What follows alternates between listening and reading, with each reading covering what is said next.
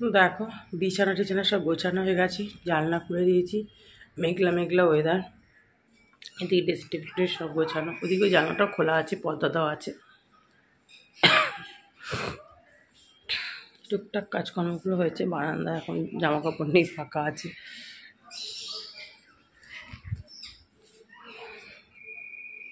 ওই যে এসে গেছে মহারাজ বাসি ডাস্টবিনে। চলো চাটা বসিয়ে এসছি, চাটা খাই আগে, তারপর নাহলে আবার এসে যাবে, এখন অনেকটা দূরে আছে মনে হচ্ছে। শুভ সকাল বন্ধুরা, সবাই কেমন আছো? নিশ্চয়ই খুব ভালো আছো। আমি মোটামুটি আছি এখন। রোজ রোজ খারাপ বলতে একদম ভালো লাগে না, সত্যি কথা বলতে কি, কারণ বুঝতে পারছি এরকমই চলবে এখন, আস্তে আস্তে ঠিক হয়ে যাবে। এই যে সকাল সকাল তো মোটামুটি টুকটাক অনেকটা কাজ, মানে যা ঘরে করা, ঘর ঝাড় ফাড় দেওয়া হয়ে গেছে। এবার দেখো একটু গরম গরম চা নিয়ে বসলাম। এই চাটা খেয়েই শরীরে একটু এনার্জিটা আসবে। একবার তো খাওয়া গেছে চা বিস্কুট, আবার এটা সেকেন্ড রাউন্ড চলছে। এটা খেয়ে এবার কিচেনে যেতে হবে, রান্না করতে হবে। রান্নাটাই হচ্ছে মেন। যতই শরীর খারাপ হোক, রান্না তো করতেই হবে, কারণ ওরা দুজন আছে, ওদের দুজনের জন্য তো করতেই হবে। তারপরে আমাকেও তো খেতে, না খেয়ে সোজা হলে কাজটা কে করবে বলো, সংসারের এত কাজ। মাছ নিয়ে এসছে, মাছও ধুয়ে রাখা হয়ে গেছে, নুন হলুদ মাখিয়ে ফ্রিজে ঢুকিয়ে রেখে দিয়েছি। এখন মানে রান্না করতে যাবো, দেখছি চাটা খেয়ে অন্তত 10 মিনিট একটু বসবো, তারপর যাবো। বসতে দেবে না, চলে এসছে না মহারাজ ডাস্টবিনে। তাহলে চলো সঙ্গে থাকো, দেখতে থাকো।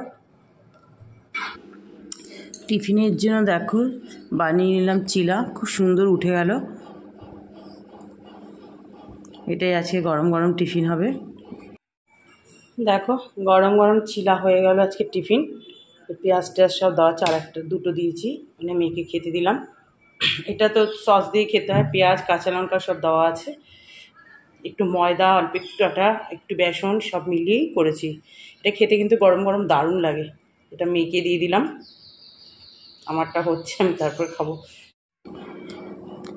টিফিন তো খাওয়া হয়ে গেল, খেয়ে এবার রান্নাটা বসিয়ে দিচ্ছি। দেখো এই পার্শে মাছগুলো তো আগে ধুয়ে একদম নুন হলুদ সব মাখিয়ে রেখে দিয়েছিলাম। একসঙ্গে সব কটা ভাজবো না, কারণ ভেঙে যেতে পারে। পার্শে মাছ তো এমনি একটু খুব নরমই হয়, ভেঙে যাওয়ার ভয় থাকে। তবে মাছগুলো খুব সুন্দর করে ভেজে নিয়েছি। দেখো একটা মাছ ভাঙিনি। কড়াতে একটু কালো জিরে ফোড়ন দিলাম আর পেঁয়াজ দিলাম। পার্শে মাছ সাধারণত মানে বেশিরভাগ মানুষই সর্ষে পোস্ত দিয়ে ঝাল খায়, আমিও খাই, কিন্তু আজকে একটু অন্যরকমভাবেই করবো। সবসময় তো সর্ষে খাওয়াটা ঠিক না। পেঁয়াজ দিয়ে দিলাম, পেঁয়াজটা ভাজা হয়ে গেছে। দেখো এবার পাতলা পাতলা করে একটু আলু কেটে দিয়েছি। আলু আর পেঁয়াজ এবার একসঙ্গে ভেজে নেবো। তবে এটা খেতেও কিন্তু ভীষণ ভালো হয়েছিল, আর মাছটা ভালো ছিল তো, এই জন্য বেশ ভালো হয়েছিল খেতে। এবার ওই একটু আদা বাটা, নুন, হলুদ, কাঁচা লঙ্কা, রেড চিলি, টমেটো সব দিয়ে দিলাম, দিয়ে এবার ভালো করে একটু কষিয়ে নিচ্ছি। এইভাবে করে খেয়ে দেখবে, বেশ ভালো লাগে কিন্তু। দেখো আমার কষানোটা পুরো হয়ে গেছে। রেড চিলিটা তো কালারের জন্য একটু দিতে হয়, বাস এতটুকু পর্যন্ত জল দিলাম, দিয়ে এবার মাছগুলো একটা একটা করে দিয়ে দেবো। আর তবে এটা একটু মানে খুব আলতো করে নাড়তে হবে, কারণ যেহেতু পার্শে মাছ, তপসে মাছ, এগুলো ভীষণ ভেঙে যাওয়ার একটা মানে ভয় থাকে। তবে মাছটা ভাজার সময় বুঝতে পেরেছিলাম ভালো হবে। এবার মাছের ঝোলটা ফুটতে থাকলে আমি একটু গ্যাসটা করে সিম করে দেবো। দেখো আমার পুরো হয়ে গেছে একদম, আলু টালু সব সেদ্ধ হয়ে গেছে। এবার ওপর দিয়ে একটু ধনেপাতা ছিটিয়ে দিলাম। এইভাবে করে খেয়ে দেখো, পার্শে মাছ বেশ ভালোই লাগে কিন্তু। আর মাছটা যদি ভালো থাকে না, বেশ ভালো, যে দেখে নিলাম আলু সেদ্ধ হয়ে গেছে। বাস আমার হয়ে গেল আলু পেঁয়াজ দিয়ে পার্শে মাছের ঝাল। তারপরে কড়া ধুয়ে আবার বসিয়ে দিলাম, একটু মাছের মাথা ভেজে নিয়েছি। দেখো আর কড়াতে সাদা জিরে, একটু দারচিনি আর তেজপাতা ফোড়ন দিয়েছিলাম। এবার আর পেঁয়াজ দিয়ে এবার ভাজা ভাজা করে এবার একটু আলু দিয়েছি। সব ভাজা ভাজা করা হয়ে গেল। এবার মশলা দিলাম, আদা বাটা, জিরে বাটা, নুন, হলুদ, এটা পুরো কাঁচা লঙ্কা দিয়েই করবো। কাঁচা লঙ্কা, নুন, একটু মিষ্টি, সামান্য একটু মিষ্টি দিয়ে দিলাম। দেখো এবার এটা কী করছি, পুরো কষানো হয়ে গেল। এটা কী করবো জানো, মুড়ি ঘন্ট করব। এই যে মাছের মাথা দিয়ে গোবিন্দভোগ চালটা ধুয়ে রেখে দিয়েছিলাম, এবার দিয়ে দিলাম। দেখো এটা খেতে কিন্তু ভীষণ ভালো লাগে, আর এটা যখন রান্না করা হয় ঘরে, এত সুন্দর মানে গন্ধ ছড়িয়ে যায়, কী ভালো লাগে। দেখো পুরো চাল দিয়ে সমস্ত আলু ঠালু দিয়ে ভালো করে নেড়ে চেড়ে নিচ্ছি। এটা জলটাই হচ্ছে মেন, বেশি জল হয়ে গেলে ভালো লাগবে না। এই যে মাছের মাথা দিয়ে দিলাম, মাছের মাথাটা দিয়ে খুব ভালো করে নেড়ে চেড়ে দেবো। মানে এত অসুবিধা হচ্ছিল, এক হাতে সারাশিটি ধরলে আমার সুবিধা হয়, কিন্তু আমার তো এক হাতে ফোন ছিল, ওই জন্য খুব আস্তে আস্তে নাড়াচাড়া করছিলাম। এবার দেখো পরিমাণ মতো জল দিয়ে দিলাম, বাস এবার খুন্তি দিয়ে খুব ভালো করে নাড়াচাড়া করে দেবো। এবার যে একবার ফুটে উঠবে গ্যাসটা সিম করে আমি ঢাকা দিয়ে দেবো। এই দেখো ঢাকা দিয়ে দিয়েছিলাম, মাঝে মাঝে একটু খুলে খুন্তি দিয়ে নাড়াচাড়া করে দিয়েছিলাম, তবে জলটা একদম পারফেক্ট হয়েছিল। একদম ঝুরঝুরে মাছের মাথা দিয়ে গোবিন্দভোগ চাল দিয়ে মুড়ি ঘন্ট তৈরি আমার। দেখো খেতে কিন্তু এটা ভীষণ ভালো হয়, তোমরা এভাবে করে খেয়ে দেখো, খুব কথা দিচ্ছি খুব ভালো লাগবে। আর যারা জানো তারা তো করোই, বাড়িতে যারা করো। রান্না টান্না সব হয়ে গেল, গ্যাস ট্যাস মোচা, এদিকে বৃষ্টি শুরু হয়ে গেছে। যখন আমি সকালে উঠেছিলাম তখন টিকটি টিকটি পড়ছিল, তা ফুল টুল তুললাম। মা তারপরে কমে গেছিলো, ভালো মেঘলা মেঘলা ওয়েদার ছিল, ভালো ছিল। দেখো এখন এই বাসনগুলো শুকিয়ে গেছে, এগুলো এখন তুলবো, এগুলো একটু জল ঝরে দিলেই তুলে রাখবো। দেখো বৃষ্টি শুরু হয়ে গেছে।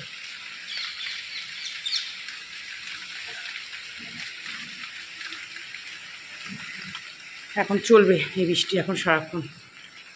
মেয়ে স্নান করতে ঢুকবে, সব গরম জল দিয়ে করতে হবে, কারণ সব সর্দি জ্বর করে। তারপর আমি করবো। এখন পুজো দেওয়া হয়ে গেল, আজ 2টো জবা ফুটেছে, মা তারাকে আর বড় মাকে দিয়েছি। দেখো বন্ধুরা কিরম অন্ধকার, বৃষ্টি হয়েই যাচ্ছে সেই থেকে। এদিকে জানালাটা বন্ধ করে দিয়েছি, মনে হচ্ছে লাইট জ্বালিয়ে খেতে হবে। আমার তো একদম যেটা ভালো লাগে না। এই যে মাছের মাথা দিয়ে মুড়ি ঘন্ট, এই যে মেয়েও খেতে বসে গেছে। কেমন হয়েছে? ভালো? আচ্ছা, ও খুব ভালোবাসে মুড়ি ঘন্ট। আর পাঁপড় চাটনি আর পার্শে মাছ আলু দিয়ে পেঁয়াজ দিয়ে একটু মাখা মাখা করে দিচ্ছি। তাহলে এখন খাওয়া দাওয়া মানে খেতে বসে গেছি, যাচ্ছি। আর কি করব, কি দাঁতেও আবার আছে ব্যথা করছে। গুড ইভিনিং ফ্রেন্ডস, 6:45 বাজে, কারণ আজ সারাদিন বৃষ্টি হয়েছে, এখন একটু কমেছে। তাই পাশের বাড়ি সামনের বাড়ি বলছিলাম যে দেখো সারাদিন বৃষ্টি হয়ে এখন একটু থেমেছে। বারান্দা ময়, জামা কাপড় এক্সট্রাও দড়ি টাঙাতে হয়েছে। এখন মেয়ের ঘরে একটা দড়ি টাঙিয়ে দিলাম কিছু জামা কাপড়, ওই বেডরুমে আবার আমি যখন ঢুকবো এখন, তখন ওখানে একটা দড়ি আছে, ওটা আবার টাঙিয়ে এই করে করে তো শোকাতে হচ্ছে। তাও কি হালকা করে একটু ড্রায়ার মেশিনটা আজকে আবার ঠিক মানে দিলাম হলো। কালকে যা ভুগিয়েছে আমাকে, আজকে হালকা করে একটু ড্রায়ার, বেশি না ড্রায়ার করে না, কুচকে কুচকে গেলে আমার বড় বিরক্তি লাগে।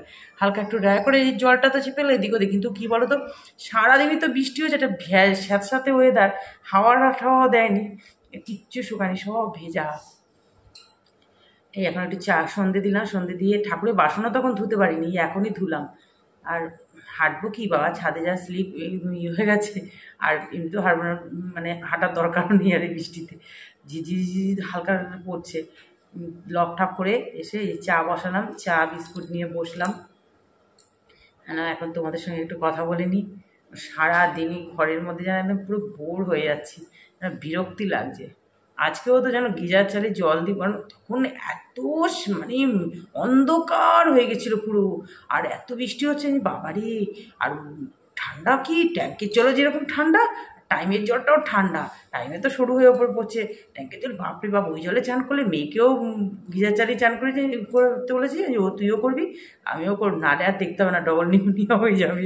যে এই জল দুটো মিক্সড করে তারপর চান করলাম। আমি চান না করে, চান করতে গেলে আমার চুল ফুল ভিজে যায়, তারপর ড্রায়ার মেশিন দিয়ে হেয়ার ড্রায়ার দিয়ে চুল করলাম, চুলটাকে আমিও শোকালাম, ওকেও শোকালাম।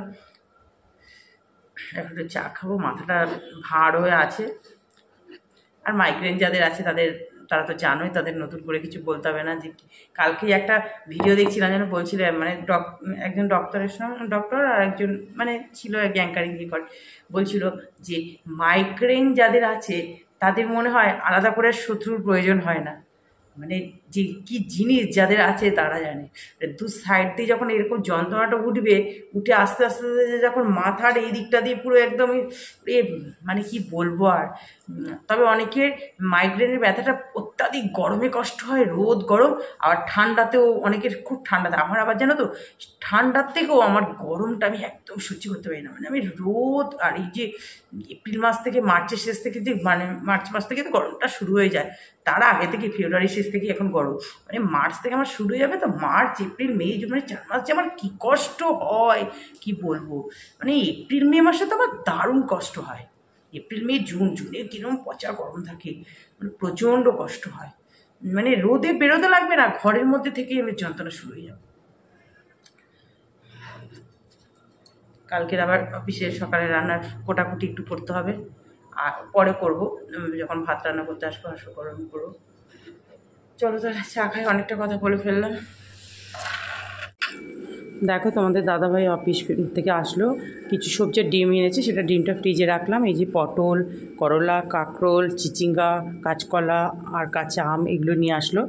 এগুলো এখন সব ওইগুলো প্লাস্টিকে ভরবো, সব ফ্রিজে ঢুকিয়ে রাখবো। তাহলে আজকে তাজা তাজা সবজি দেখতে দেখতেই ভিডিওটা এখানে শেষ করছি। টাটা।